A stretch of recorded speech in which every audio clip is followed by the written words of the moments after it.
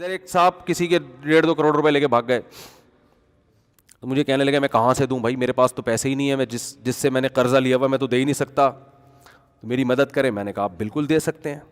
میں کہاں سے دوں؟ میں نے کہا اپنا گھر بیچو, دے دو اس کے 1.5 کروڑ. کہہ رہے گھر بیچ کے روڈ پہ آ جاؤ. میں نے کہا روڈ پہ نہیں آئیں گے آپ کرائے پہ لے لیں گھر. میں نے کہا پھر اگر کرائے پہ بھی پورا نہیں ہوتا, کرایہ بھی جیب سے نہیں نکل رہا, تو پھر ہم آپ کے ساتھ انشاءاللہ تعاون بولتے کیوں نہیں کریں گے, کیونکہ گھر بیسک ضرورت ہے انسان کی, روڈ پہ تو نہیں رہ سکتا نا. پیسے پہ سانپ بن کے بیٹھے ہوئے ہیں اور کہتے ہیں یہ جو قرض دینے والا مجھ سے پیسے مانگ رہا ہے, اور دیکھو میرا خیال بھی نہیں ہے, میں غریب آدمی ہوں. غریب کہاں سے ہے؟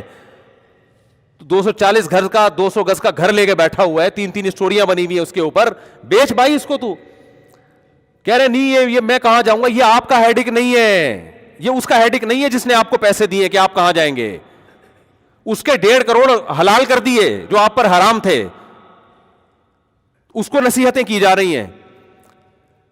تو میں نے کہا بھائی ابھی دے دو تو آسانی سے نکل آئیں گے, ورنہ قیامت کے دن جو ہے نا یہ 1.5 کروڑ میں تمہاری جتنی نمازیں اور جتنے تبلیغ کے چلے اور 4 مہینے اور جتنے حج یہ سارے نکل جائیں گے. پھر وہ ابھی آسانی سے معاملہ چھوٹ جائے گا. نبی صلی اللہ علیہ وسلم تو جنازہ نہیں پڑھاتے تھے جو کسی کے پیسے لے کے دنیا سے چلا جاتا تھا کہ قرض ہے اس کے اوپر. آپ نے فرمایا شہید کا ہر گناہ معاف ہوتا ہے مگر قرض شہید کا معاف نہیں ہوتا. کسی نے کاروبار میں پیسے لگائے, آپ کھا گئے, تو یاد رکھو شہادت بھی ملے گی تو یہ معاف نہیں ہوگا, پیسے دینے پڑیں گے آپ کو. ایسے کسی کا مال اتنے نمازی یہ کام کر رہے ہیں, کسی کا مال کھانا اتنا آسان کام بن چکا ہے کہ نمازیوں میں یہ کام ہو رہا ہے, کیونکہ وہ نماز کی اہمیت تو جانتے ہیں, مال کھانا کتنا بڑا جرم ہے اس کا ان کو پتا نہیں ہے. تو میں جو اپنے بیانات میں بدنی عبادت سے زیادہ پیسوں کی ترغیبات جو دیتا ہوں نا, خرچ کرو, اس کی وجہ یہ ہے کہ اللہ کو دنیا کی محبت پسند نہیں ہے. اللہ چاہتے ہیں اس کو مسافر خانہ سمجھو. مسافر خانہ آپ سمجھتے ہو یا نہیں سمجھتے, اس کا آپ کے نمازی یا حاجی ہونے سے پتہ نہیں چلتا, اس کا آپ کا صدقات و خیرات سے اور آپ دوسرے کا حق ٹائم پہ ادا کرتے ہو یا نہیں کرتے اس سے پتہ چلتا ہے. لوگ کیا کرتے ہیں, پیمنٹ کا ٹائم آ گیا, 1 تاریخ کو پیمنٹ کرنی ہے آپ نے, لیکن آپ کہتے ہو کہ چونکہ مانگ نہیں رہا تو کیوں نہ اس سے فائدہ اٹھا کے ان پیسوں کو میں کسی بزنس میں لگا دوں, تھوڑے دن بعد اس کو واپس کر دوں گا. یہ بھی لالچ ہے, ہوس ہے کہ اگلے کا پیسہ آپ نے ادا کرنا ہے اور آپ اس سے کیا کر رہے ہو. جیسے بینک میں آپ پیسہ چھوڑ دو تو سود کماتا رہتا ہے نا, بینک تو خوش ہوتا ہے نا. دیکھو بینک آپ کو سہولت دیتا ہے جب چاہو پیسے نکال دو, لیکن خوش نہیں ہوتا کہ آپ پیسے نکالو. بینک آپ کو سہولت دیتا ہے, آپ کے 1 کروڑ ہیں, 10 کروڑ ہیں, 20 کروڑ ہیں, جب آپ چیک لے کے پہنچ جاؤ گے بینک پابند ہے قانوناً کہ آپ کو بولو نا دے, لیکن خوشی اس پہ ہوتی ہے کہ دے مانگو آپ, خوشی اس پہ ہوتی ہے کہ آج کے بجائے کل لے لو, تو کیونکہ جتنے دن پڑا رہے گا اس سے پیسہ کمائے گا آپ کے پیسے سے. تو آج تاجروں کا بھی یہی حال ہے کہ جو ایگریمنٹ ہوا تھا اس ایگریمنٹ پہ پیسے نہیں دیتے, اگر مانگنے آ جائے تو پریشان ہوتے ہیں, ٹرخاتے ہیں, ٹہلاتے ہیں, کل پرسوں, ان کو پتا ہے کہ جتنے دن پڑا رہے گا بزنس میں لگا رہے گا. یہ نیچ حرکت ہے, گھٹیا حرکت ہے, یہ اس کی علامت ہے آپ نے ان دیواروں اینٹوں سے دل لگا لیا ہے. بھائی خاندانی طریقے سے پیسے کماؤ, 2 پیسے جو عزت کے ساتھ ہوں وہ زیادہ بہتر ہے اس قارون کے خزانے سے جو لوگوں کا پیسہ آپ زبردستی اپنے پاس گھما رہے ہو. اسلام میں سب سے پہلے جان کی حفاظت, اس کے بعد عزت کی حفاظت, تیسرے نمبر پہ پیسے کی حفاظت ہے. اور آج ہماری نظر میں سب سے پہلے پیسہ ہے, اس کے بعد جان ہے, عزت گئی. بولو بھائی, وہ اگر بچ جائے تو ٹھیک ہے, نہیں بچے تو عزت ذلت سے کیا ہوتا ہے بھائی.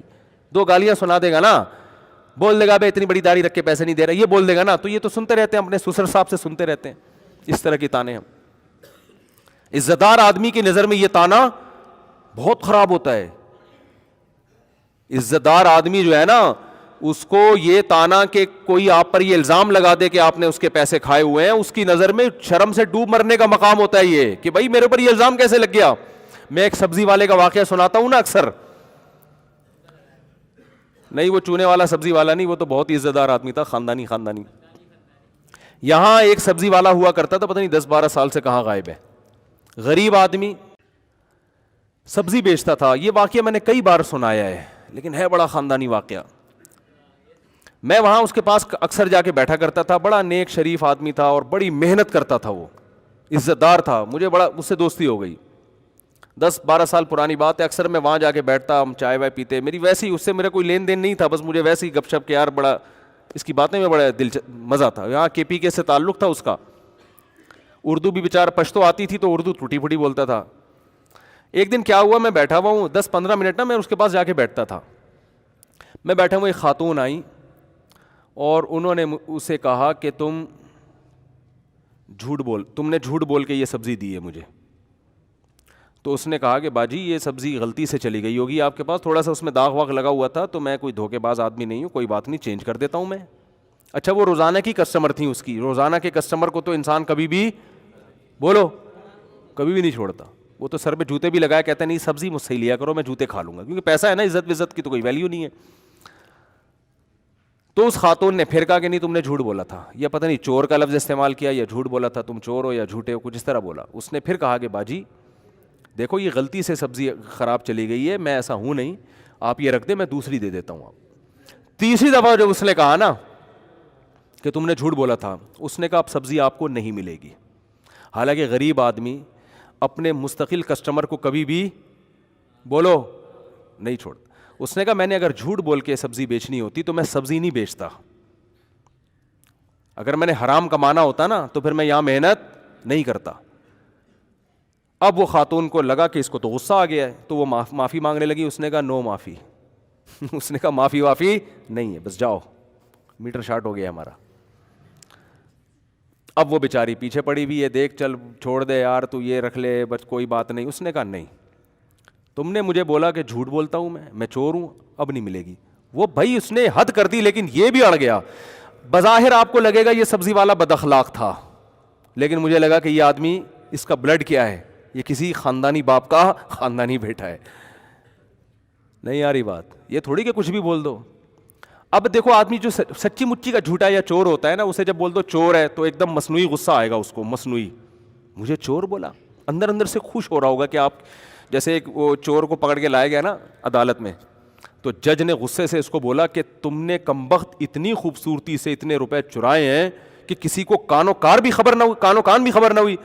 کہہ رہے شکریہ سر, آپ پہلے آدمی ہیں جنہوں نے میرے فن کی اتنی بہترین انداز میں تعریف کی ہے. جج صاحب آپ کا بہت شکریہ, پہلے, ورنہ آج کل سب اناڑی کہتے تھے مجھے, آپ پہلے آدمی ہیں جو اس کرسی پہ بیٹھ کے میرے فن کی تعریف کر رہے ہیں. تو جو چور ہوتا ہے اس کو تھوڑی اس سے کہ اس کو کوئی چور بول دے, جو نہیں ہوتا اس کے لیے یہ تانا بہت برا.